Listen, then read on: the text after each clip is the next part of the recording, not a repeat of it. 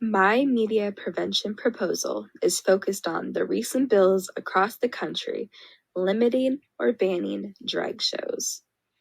So, what's going on? Just a couple weeks ago, Tennessee was the first state to explicitly ban drag shows in public spaces. There have been other proposed bills pop up across the country, including Arizona, which could send a performer, if there was a minor present, to prison and classify them as a sex offender. Another bill proposed in Missouri would also ban drag story times or other learning activities involving drag queens and children.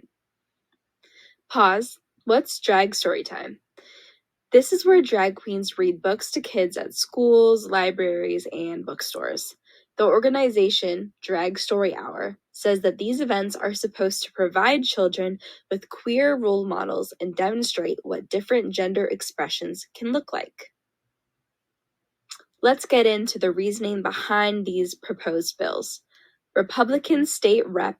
Jack Johnson claims that these bills are meant to protect kids and families in public spaces. Other reasons include indoctrination and exposure to alternative gender roles. Many of these reasons are based on harmful stereotypes. The target demographic includes conservatives, both the senators and other state leaders proposing these bills, and U.S. citizens. This group tends to be older, and many of these people hold religious beliefs that cast drag queens in a negative light. They may also believe stereotypes and have not been exposed to many LGBTQ plus people in their life.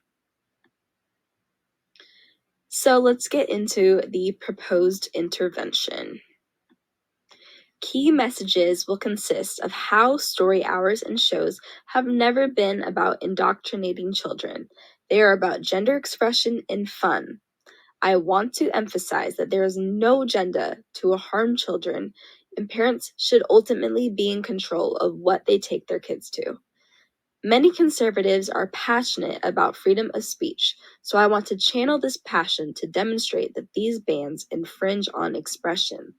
I want to level with them, not attack, and state that I understand wanting to protect kids, but it would also set a dangerous precedent for freedom of speech. I also want to make sure to clear up harmful stereotypes behind these bans. For example, there is no clear evidence that gay men have molested children at higher rates. Drag queens are not predators, and shows will not put kids in harm's way.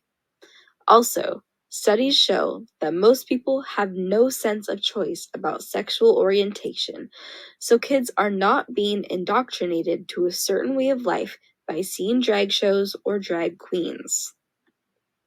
For channels and distribution, the intervention will be shown in a short documentary-style video humanizing drag queens and drag story hours.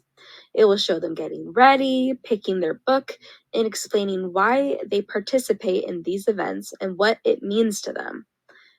The video will show the reading hour with sound bites of kids explaining what these story hours mean to them and their favorite parts. Plus, the messages explained with the last slide, including clearing up the harmful stereotypes, will be included with title screens or explained by experts.